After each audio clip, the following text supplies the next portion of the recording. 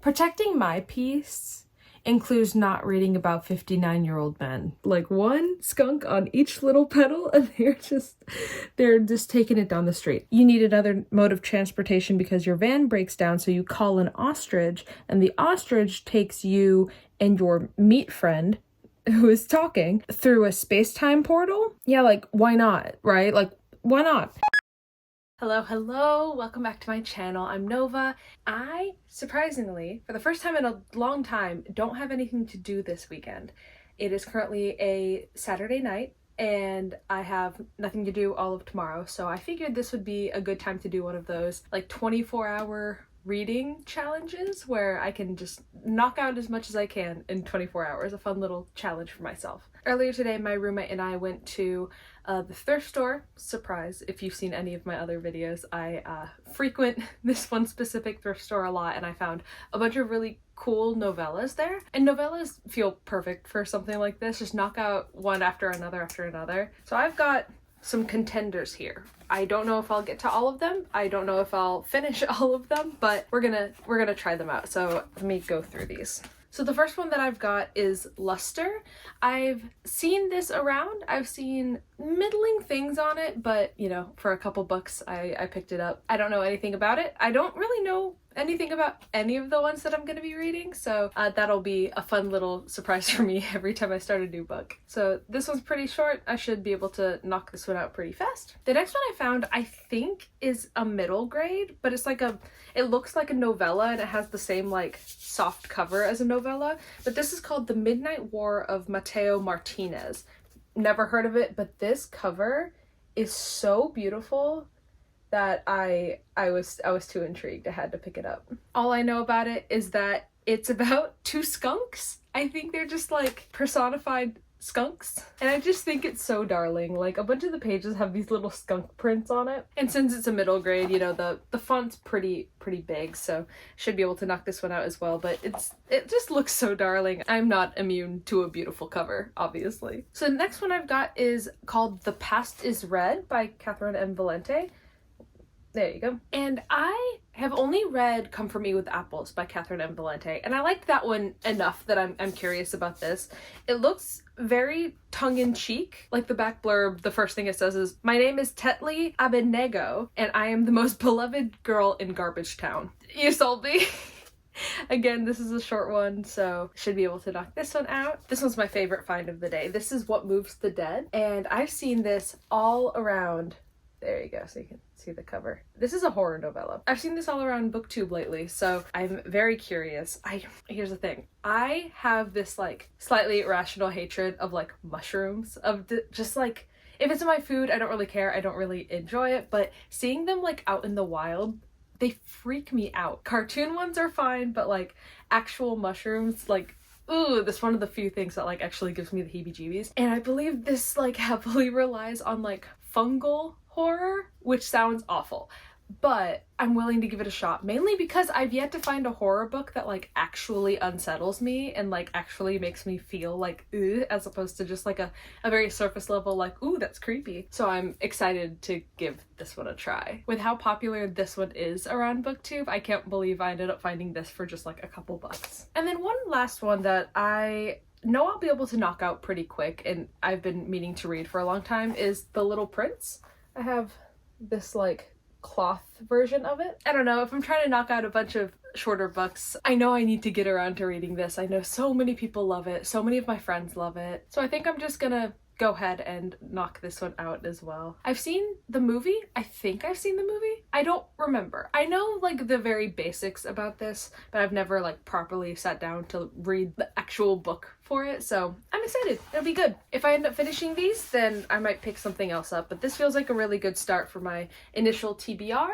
Yeah, I guess I will take you along on this journey. Let's see, what time is it right now? All right, it is 9:45 p.m. I guess I'll start around 10, read until 10 p.m. tomorrow, and I guess we'll see how much of this I knock out. Alright, I couldn't decide which one I wanted to start with, so I made a little wheel. I also added a book called The Brothers Crunk, which is like tagged as a bizarro fiction, which intrigues me. Barely know anything about it as well, and the book cover is super cool. Y'all know I'm weak to a cool book cover, so let's see what I am reading first.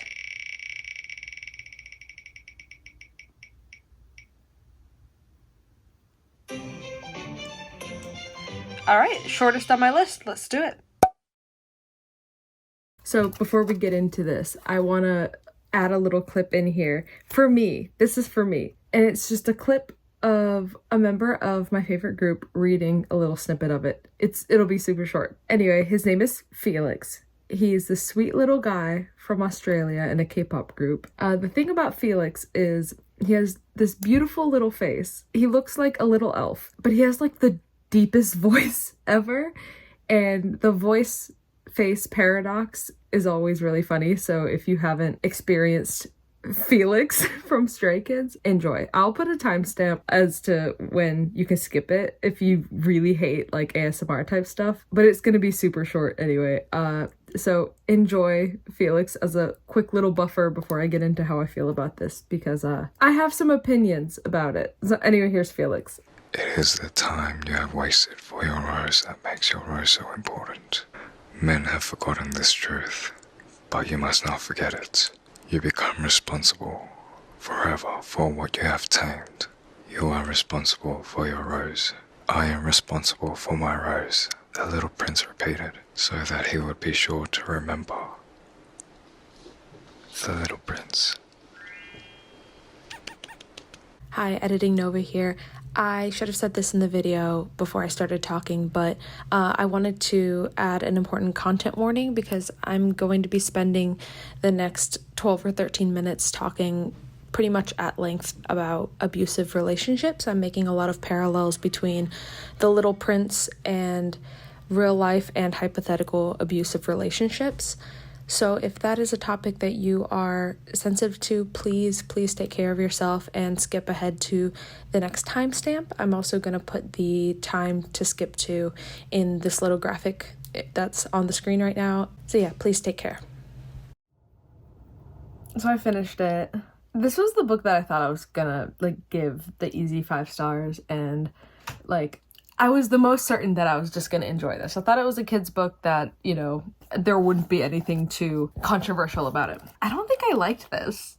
Like, there's a lot in here that I did really like. I liked the fox in here. I liked when he was hopping around from planet to planet. I liked a lot of these parts independently from the whole, like, main overarching storyline. My main issue is that I was getting a lot of red flags about abusive relationships in this. I thought throughout the book it was going to have something to say about finding yourself apart from abusive relationships and like him coming to terms with the fact that the rose was abusive, and in the end he essentially just died to get back to her.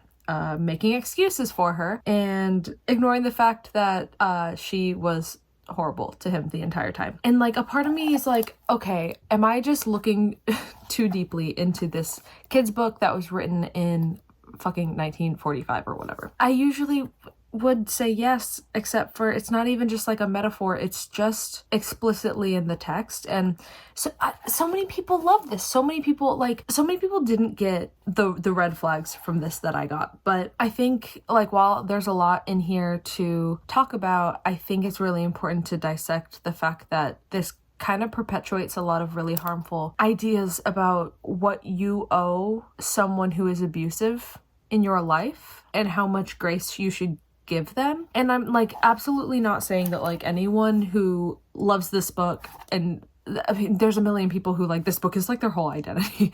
I'm not saying that they're wrong for that. And I would genuinely love more opinions about like how, like if you have read this, if you took it in a different way. One of my friends I called to kind of detangle my thoughts about it, she ended up seeing it as more of a familial relationships as opposed to a romantic one, which, you know, shifted some of the red flags, I guess. But I don't know, I just kind of want to talk this through, and I would love to hear your opinion on it. So if you haven't read The Little Prince, this is about a little prince who goes to Earth and meets up with a pilot who has crash landed in a desert, and the pilot is basically relaying to us the stories that this prince has been telling him about his home planet. And on his planet, like a singular rose grew out of the ground, and this rose can like talk and is essentially like, here I am, I'm the only one like me in the entire universe. So you need to take care of me. So can you get me this, this, and this, and this? And can you water me? And can you get a screen so that the wind doesn't affect me? And like yada yada yada. I'm just gonna read some excerpts from it, because I don't think it's a hot take to say that the Rose is a bad person, bad character. It's just not a person. But like, so for example, she does this thing where she coughs when she kind of wants to humiliate him, and it says, humiliating at having let herself be caught on the verge of so naive a lie, she coughed 2 or 3 times in order to put the little prince in the wrong. And then a couple paragraphs later it says, then she made herself cough again in order to inflict a twinge of remorse on him all the same. And so like from the get-go, a horrible character. She's just like abusive, and she does this thing where she like doesn't talk to him sometimes, which is like such a classic abuse tactic, just like the silent treatment. And then it switches back into the perspective of like the little prince telling this guy his story. And he goes, in those days I didn't understand anything. I should have judged her according to her actions, not her words. There's no like explicit actions of her treating him nicely. She perfumed my planet and lit up my life. I should have never run away. I ought to have realized the tenderness underlying her silly pretensions. Flowers are so contradictory, but I was too young to know how to love her. Yeah, that feels bad. It's very much giving like, but he's sweet, right? But what about all the good in the relationship? The bad I can ignore, but what about, there's so much good. And so literally on the next page, it's talking about her when he is going to leave. He decides that he needs to take some time away to go explore, especially because she kind of treats him like shit. It says, goodbye, he said to the flower, but she did not answer him. Goodbye, he repeated. The flower coughed, but not because she had a cold. I've been silly, she told him at last. I ask for your forgiveness. Try to be happy.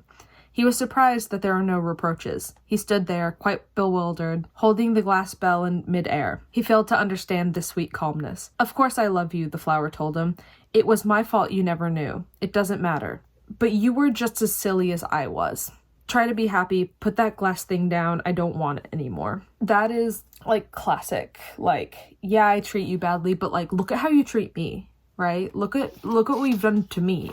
And then right after she goes, don't hang around like this. It's irritating. You made up your mind to leave. Now go. So at this point, I assumed that he would leave and find perspectives from the other characters and would come to terms with the fact that he was not treated well by somebody who was very important in his life, that he cared for very deeply, both like in his heart and with his actions. And that's kind of the opposite of what happened. So here's another example of her being awful. So he gets to Earth, he finds a garden. There's a bunch of roses there. So he realizes that he was lied to about the fact that she was the only one of her kind in the entire world.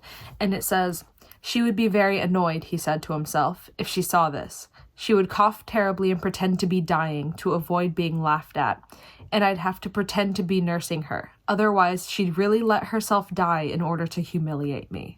Which is very, very telling about the characterization of the Rose. And then he meets the fox, and the fox, his whole arc is that he's wild at first, and then it's talking about being tamed, which is essentially just like becoming friends with someone, spending time with someone, and like being like an anchor for this person, right? And it kind of gets turned around back onto the Rose. I like the sentiment a lot when it comes to like your friendships, right? But when it comes to the Rose, it becomes a little bit more muddy. So he goes back to the garden again, and he tells them, you're lovely, but you're empty, he went on.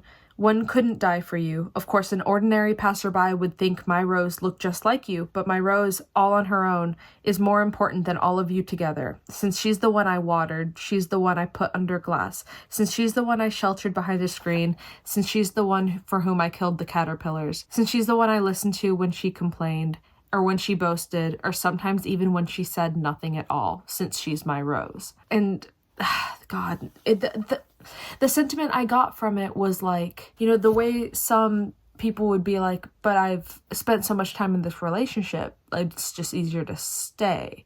I've given so much of myself into this that I can't leave. And that feels really bad. And then right after it says, it's the time you spent on your rose that makes your rose so important. People have forgotten this truth, but you mustn't forget it. You become responsible forever for what you've tamed. You're responsible for your rose.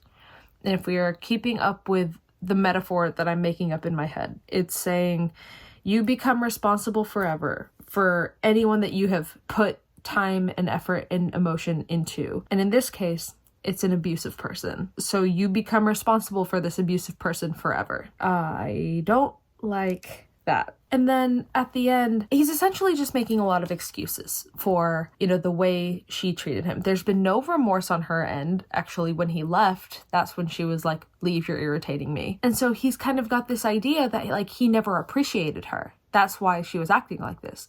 That's why he needs to get back and tell her how much he appreciates her, because he never told. That's why this happened, right? And so he is essentially trying to find a way back to his planet, and it says, my flower, I'm responsible for her, and she's so weak, so naive.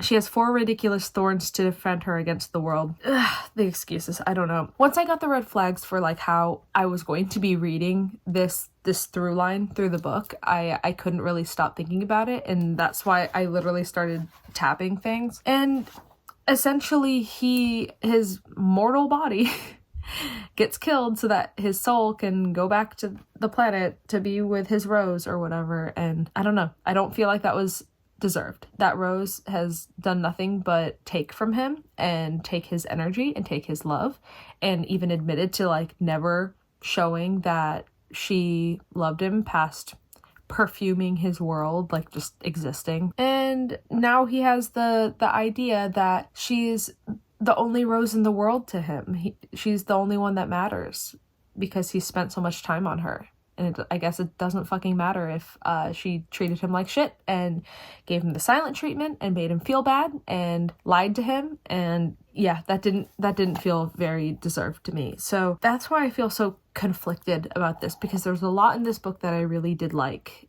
I thought it was beautifully written, or beautifully translated, I guess. But I just can't look past the idea that a kid would read this and apply the things that I've said to their own romantic relationships. When I was talking to my roommate about it, because they also haven't read this before, and so I was like, is it just me, or is this a little like eh? But I was saying, like, hypothetically, if there was a couple, say a guy and a girl, who they'd both read The Little Prince and they're fighting, and she's saying, I want to leave, you're treating me like shit, and he goes, but I'm your rose. You're my little prince and I'm your rose. You've spent so much time on me and I've given you so much and you're not appreciating me. That feels really bad as someone who has been in a long-term abusive relationship in the past, and how a lot of these tactics were used on me. And I just don't like the sentiment of that whole thing. It really worries me that a lot of the Goodreads reviews were calling this book romantic. The rose is abusive. The rose is abusive. This is like this can be read as a metaphor for abuse.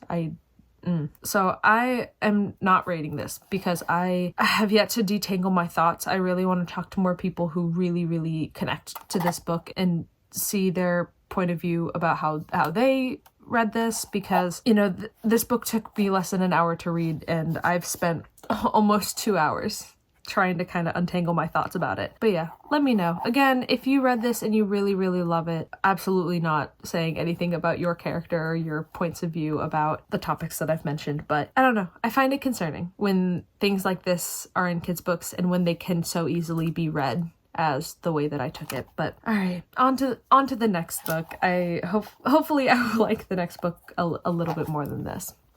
All right, so let's spin the wheel again.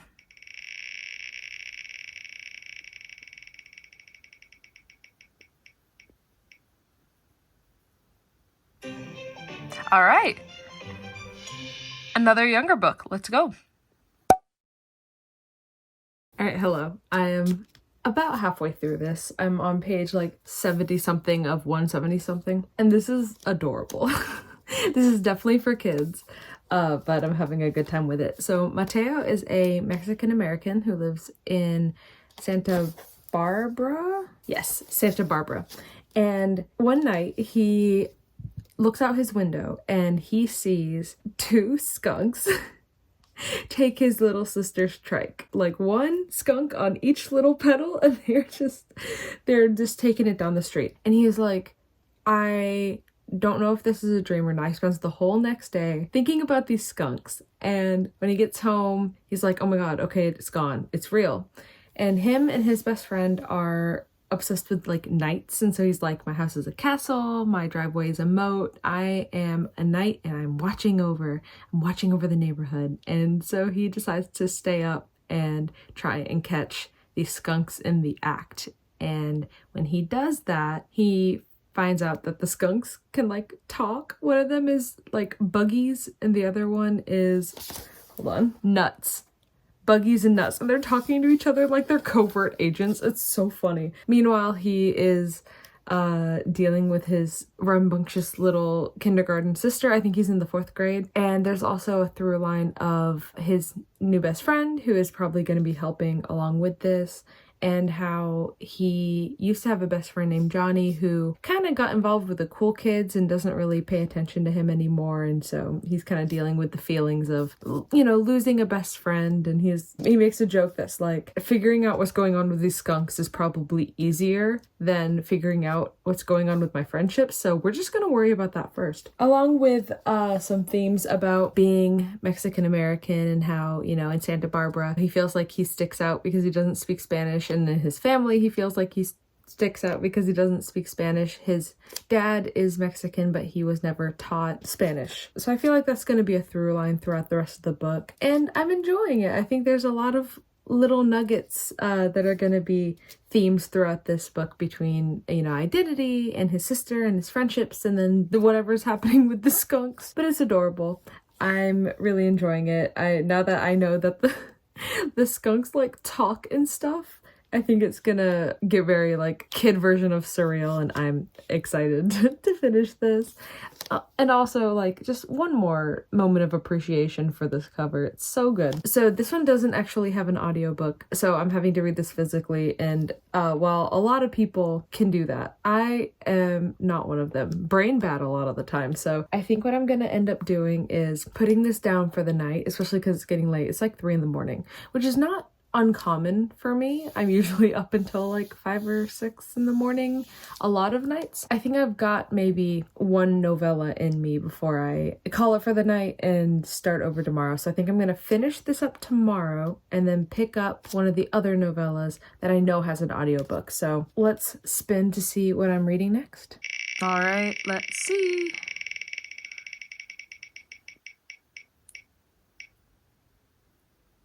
All right. The music is so good. Awesome. Well, I guess we're ending it on a spooky note. Oh, I'm only on like paragraph 2 and it's already so gross. I hate mushrooms so much. Oh, this one's gonna be a struggle. All right, hello. It is Sunday. I have some updates for you. I think where I left off last night was I read half of Midnight War, and since this didn't have an audiobook, it was a little harder for me to get through, so I was saving it to today. And then I had also spun to start What Moves the Dead, and I have finished them both now. So I guess I'll start with Midnight War. So I gave you the basic synopsis of this, and you know, not too much changed by the end of it. Mateo ends up teaming up with the skunks in their own little playground battle, and it was very cute. I gave this 4 stars, and for me a 4-star for a middle grade is very different than a 4-star for like an adult book. If I had to rate this like as an adult book, it'd probably be like a 3-star, but you know, if I was the target demographic for this, I would really end up liking it. So that's kind of how I end up rating middle grades. And this was darling. It was a lot of fun. It was a very quick read, and I like what it had to say about like his Mexican American identity, which is something that I actually wish we'd gotten more of, because we got sprinkles of it throughout. Little things like how he was never taught Spanish, but a lot of his friends and classmates and bullies speak Spanish, so they can kind of talk about him behind his back. Little things like that. I wish we'd gotten more of it, but I liked the parts that did talk about it.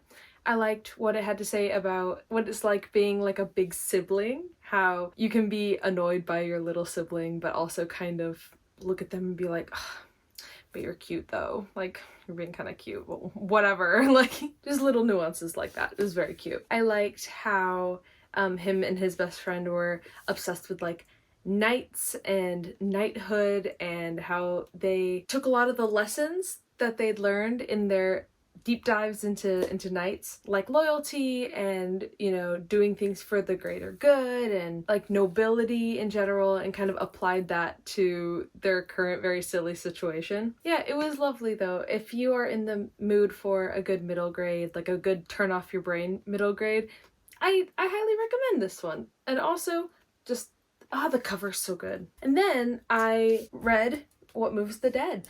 And this is a Fall of the House of Usher retelling. And I haven't read the original, but from what I gathered, it's like 11 pages, and this isn't even just like I'm gonna take inspiration from the source material. This is like just a retelling, because the author was like, there's a lot that wasn't answered and a lot that I wanted expanded on, so I'm gonna write it. And she took a lot of like little things that were hinted at in the book, the original book, and expanded it upon here, but also made some changes here and there. Things like, you know, hares, like rabbit hairs, are a theme throughout this book, and I don't believe that's in the original. The original definitely didn't have as much emphasis on like fungi, but it was hinted throughout. And one of the things that the author noticed was like, wow, he really is interested in fungi, huh? That should have played into it. So she did it. I ended up giving this 3.5 stars, which is not a bad rating. It's just kind of like, yeah, that was good.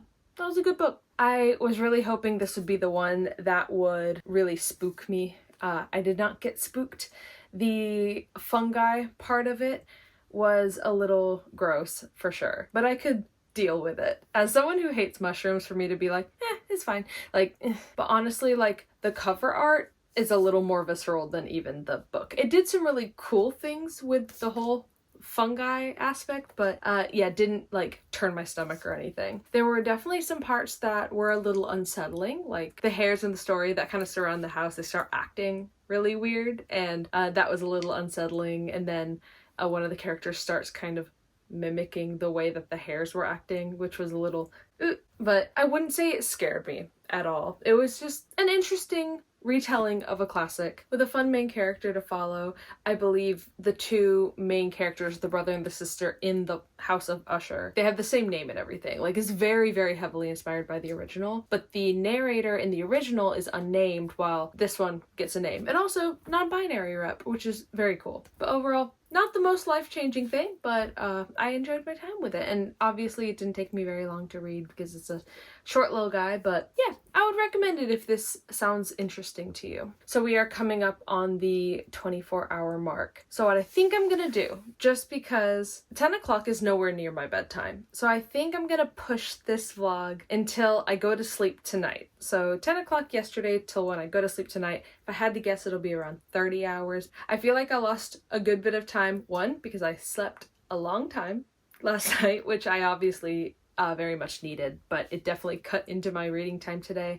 And also, I spent so much time like untangling my thoughts about The Little Prince last night. I was on the phone with my friend for like an hour, and then I was reading reviews for another like half hour, so I lost a good bit of time there. Anyway, I'm gonna go ahead and spin the wheel again, and we'll just keep this going until I go to bed, which likely will be 5 or 6 in the morning. I have the worst sleeping habits. I don't suggest it, because it's not fun, so it goes. So I'll go spin the wheel and we'll start on the next one.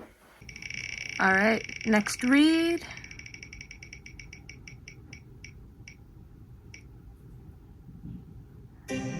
All right, this one's actually super short, so I'll be able to knock it right out. So the brothers Crunk. I think bizarro fiction is like the perfect descriptor of what this book was. I didn't have this physically, so I don't know if it's like considered a novella, but it's like 100 pages. The audiobook was only like 2 hours long, and since I listened to it sped up, I read it in like an hour. So when I was going into this, I was expecting like, haha, what the fuck, 1 star, or haha, what the fuck, 5 stars. And I'm happy to announce it was closer to the 5 stars. I gave it 4 stars. It was weird.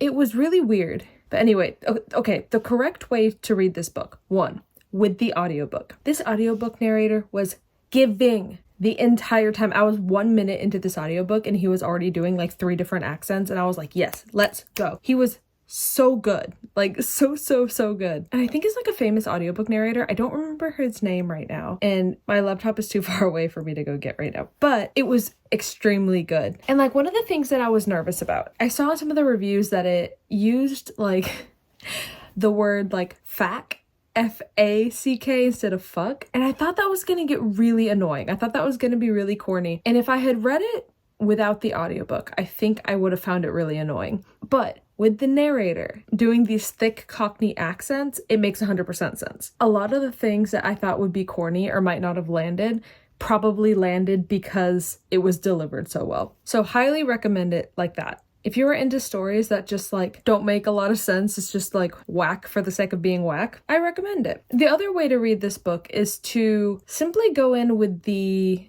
philosophy of, yeah, sure, why not? Like, oh, it's post-apocalyptic and you kill a guy and you are going to like sell his meat because that's just a normal thing that happens. And then his head just starts having a conversation with you. Yeah, sure, why not? You need another mode of transportation because your van breaks down, so you call an ostrich, and the ostrich takes you and your meat friend who is talking through a space-time portal. Yeah, like, why not, right? Like, why not? So this is a very unserious book. It's not supposed to be super serious. It's not like a work of literary fiction, but the author is good. Like, the writing was really good. I definitely clicked with the writing for the most part, like the writing style. So I'd be curious to look up more of what this guy has done, and also look up more in like the bizarro fiction genre, because I have a high tolerance for things that are just like inherently whack. I think I've mentioned it before, but 2 of my favorite books this year are How High We Go in the Dark and Light from Uncommon Stars. And while those are not as much bizarro fiction, there's definitely a lot in those books that you just kind of have to go, sure, why not? Right? Like, of course this is gonna happen. So I liked it. Wasn't expecting this to be my favorite of the vlog so far. I would love to find one that hits a little harder. I would love to find a 5-star, and if not, I would love to find a 4-star that is not the most whack thing I've ever read. Something I can like confidently recommend to people, you know? I don't think I could confidently recommend The Brothers Crunk to a wide audience. It definitely has its niche, but luckily I'm in the niche. So anyway, I am right at the 24-hour mark. I'm gonna do what I said I was gonna do and just read until I go to bed tonight. I've still got Luster and I've still got The Past is Red, and I think I'll be able to knock both of them out. I think I'll be able to finish all 6 of the books that I wanted to. So I will spin the wheel again and we'll see what I'm reading next, what pick number 5 is. All right, last spin.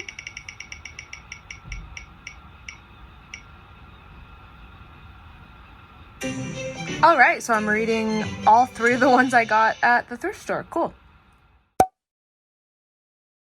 All right. So I am about 50 pages into The Past is Red, which, since this is a novella, that's about a third of the way through. I'm finding it interesting so far. It's also kind of whack. I'm just like reading a bunch of really whack books today. So this is set on a floating city called Garbage Town. I guess this is also post-apocalyptic in that like basically the whole world flooded, so there's just like little pockets of floating cities, I guess. And so this takes place in Garbage Town, which has like smaller little sections in it, and the main character is from like Candle Hole, and so there's like a lot of wax. It's just like different pockets of like different garbage. There's Electric City, which has like all of the batteries.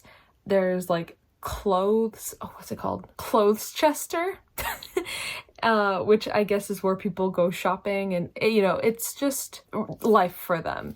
They have very weird rituals, like since a lot of the kids don't live very long in situations like this, they don't even get named until they're 10 years old. And so the way that they get named is that they are sent off and they go to another one of the surrounding towns, and someone will inevitably yell at them, and that's how they get their name. Hold on, let me find like the exact passage. So it says, walk until nobody knows you. When finally a stranger hollers at you to get out of their way, or go back to where you came from, or stop stealing the good rubbish, they will, without even realizing it, call you by your true name. name, and you can begin to pick and stumble your way home. So people here are named things like Life, like the magazine, Time, like the magazine, Goodnight Moon. The main character's name is Tetley, which is like a tea brand because she had something stuck to her and they just called her that. And her brother's name is Maro-chan, like the ramen, like the instant ramen. So that's kind of the energy going into this. And so what kicks off the plot is that the Brighton Pier, like the real one, whenever the world was flooding, it just got detached and put on a boat essentially, and it's kind of like a traveling like boardwalk or fair with like sideshows, and they're putting on plays and doing music and whatnot, and it's like a huge deal. And so the main like circus master almost tells everyone that they've found land, and so it's getting everyone like excited and, you know, giving them hope for the future that they'll soon be able to exist on real land instead of these like floating cities. And the main character does not believe that. She's told that they're just telling people this to kind of keep attention, make money, to,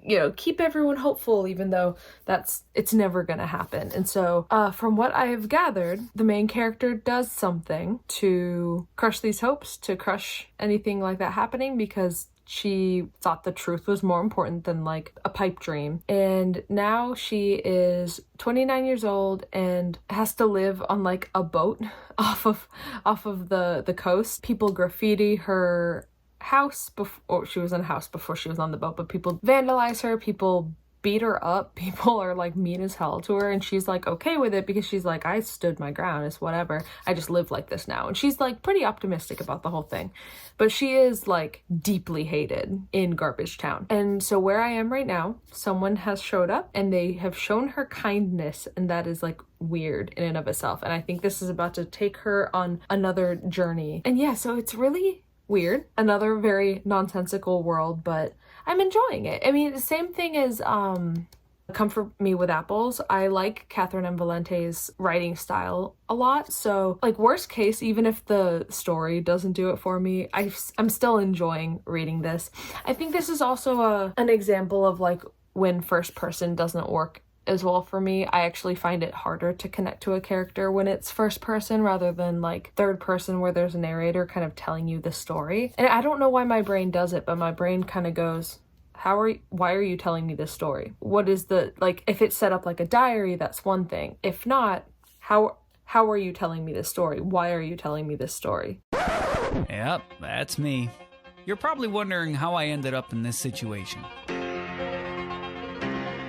And so I just kind of disconnect from first person a lot of the time. So I'm curious if I would have found this story to be stronger if I had a narrator telling me this story instead of the main character kind of info dumping this information on me. Like Yumi and the Nightmare Painter. I'm going to be talking about that soon, but I just recently read that, and it's another fantastical story that is told to you with like a third-party narrator, and it works perfectly for me. But that's very much like a me problem. I will never really dock points on a book for it being in first person or anything like that. Sometimes it's really corny and I really don't think it was the correct point of view to write the story, and in that case I might mention it, but it, for the most part, it doesn't like totally hinder my enjoyment, but it's enough for me to be like thinking about it, I guess. But again, totally a me problem. If this sounds interesting to you, then ignore everything I've said about that. Well, I am this far into it.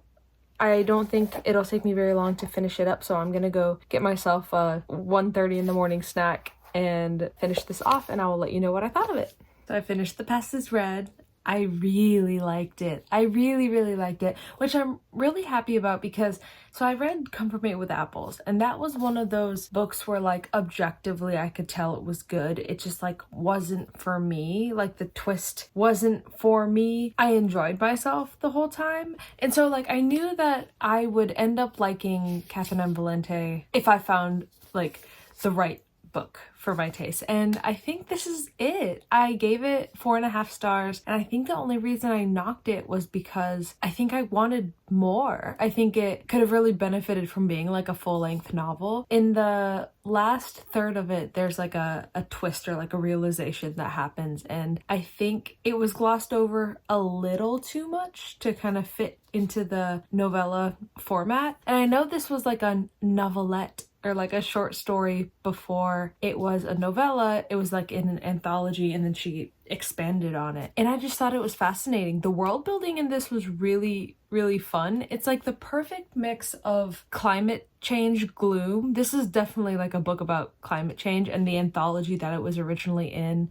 was a climate change based anthology. So it's a perfect mix of that and absurdist, like very surreal humor. I don't know if humor is the right word for it. There's definitely some parts in here that is very funny, like the naming conventions and kind of the way that their society has set itself up. But then there's a lot of moments where you feel that post-apocalypse, like it is a little like sinister underneath. But I found it fascinating. I really, really enjoyed it. And I really like Catherynne and Valente's writing, so I'm definitely going to be picking up more from her.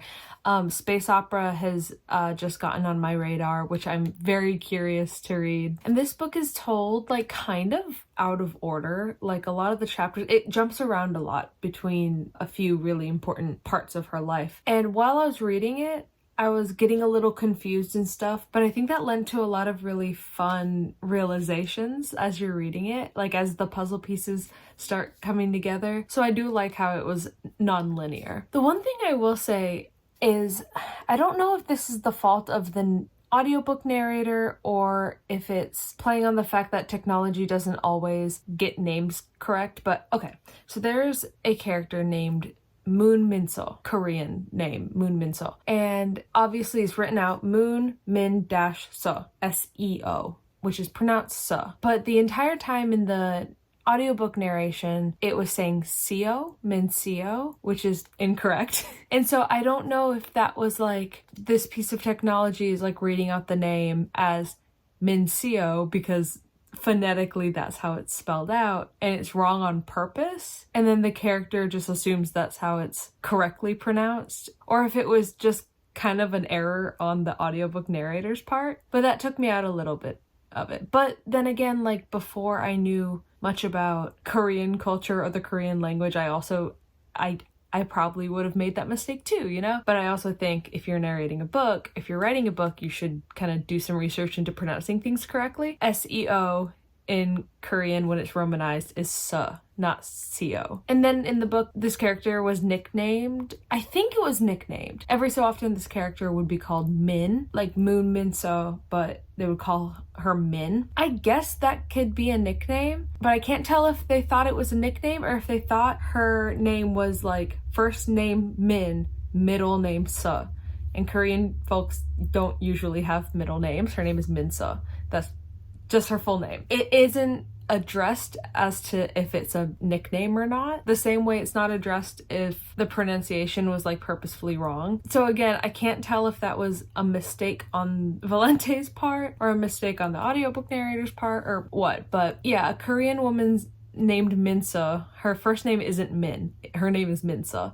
And the main reason I think it might have been a mistake was because at one point they nicknamed the nickname, they say Minnie, which is a nickname. Like, for example, a member of my favorite group, Stray Kids, his name is Seungmin, and he kind of calls himself Minnie every once in a while. Like, it's a nickname, but to nickname a nickname, I was just a little confused about it. A little confused as to if that was on purpose or if she actually thought this character's name was Min. Anyway, those are just some little gripes that I probably wouldn't have even caught if I didn't know much about Korean culture, I guess. But that's such a little thing that I'm not even really factoring that into my rating. I really, really enjoyed this. If you like kind of absurdist stories with like a maybe more serious undertone to it, I think you'd end up really liking this. I think the first 40% of it, kind of where I left you off beforehand, I was like, oh, this is a fun, goofy time.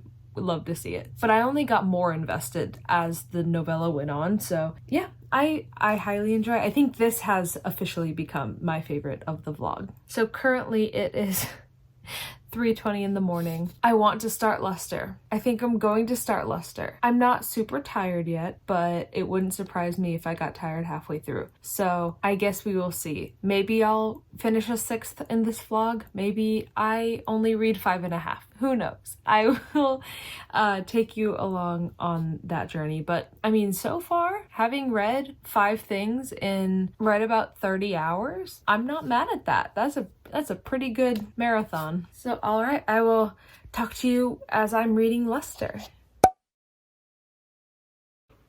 Listen, I am a huge proponent for protecting your peace. And to protect my peace, I've decided that I'm going to put Lester down for the foreseeable future. Protecting my peace includes not reading about 59-year-old men fucking a 20-something-year-old. I read 1 chapter of this, and the ick that I was getting, like, I know it's supposed to be sexy, and that's the issue, because he's saying things that made me go, no. And I think it would be different if he wasn't an almost 50-year-old white man. The way this is written is just very, like, blunt. I think maybe in a different time in my life, I will be in the headspace for something like this. I mean, this literally opens with, like, them talking about having, like, cyber sex, and then they meet for the first time to go on a date, and they go to Six Flags, and it says something like he screams on a roller coaster, like really screams, and at first she's a little like about it, but then she finds it like cute, and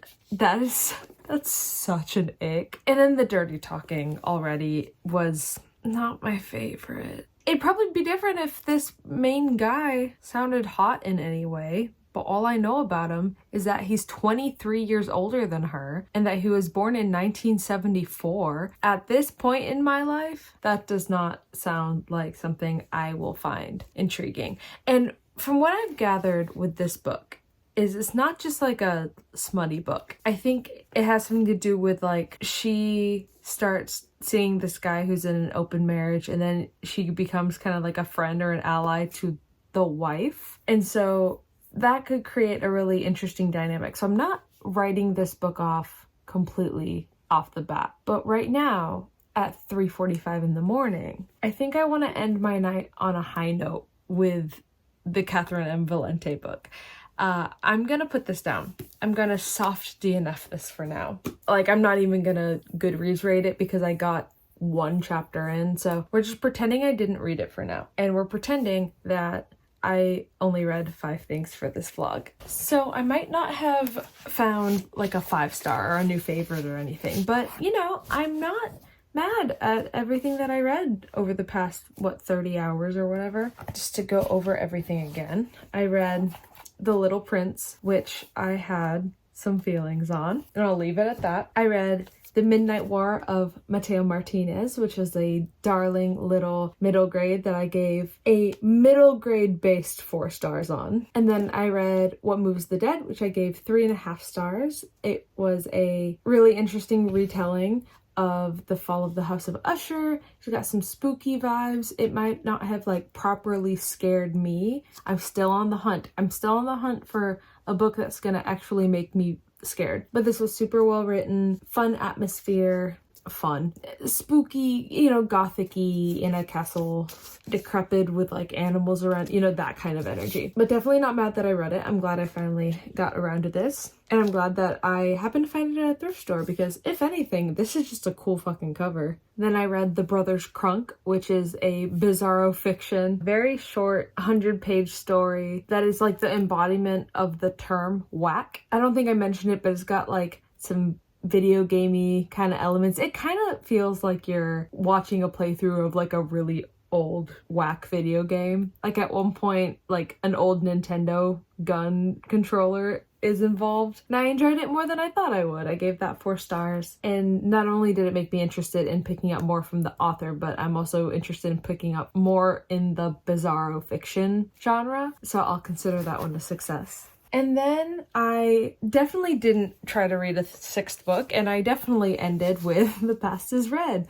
by Catherynne and Valente. And this was a really fun post-apocalyptic, post-climate change kind of book in an absurdist world with a story that took me places I didn't expect it to go, and that's always a really good sign for me. Fantastic writing, really cool world building, and I will definitely be picking up more from this author in the future. But yeah, not too shabby. I didn't read anything that I hated, so I'm gonna consider this a win. So I will leave this vlog here. Thank you so much for watching. I know I said in a past video that I was gonna be doing some magical middle grade books. I plan on doing that in the upcoming weeks. Realistically, the schedule I'd kind of set up for myself with my reading over the next couple months is turning out to be a little optimistic. And to give you a proper spoiler, I do plan on reading those. I think that might be this week or next week, but I mean, you can see them there. I have read Brandon Sanderson for the first time, and I've read one of them. I'm going to be reading the other, and spoiler alert, You Mean the Nightmare Painter was 5 stars. So I'm going to be talking about those in an upcoming vlog, so expect that soon. Trust of the Emerald Sea is probably going to be next up on my reading list, and I'm excited to talk about those. You'll probably be seeing this vlog only like a day or two after I'm filming this, so yeah, thank you for coming along on this fun little sleep deprived journey, and I hope you guys have a wonderful rest of your day. Bye!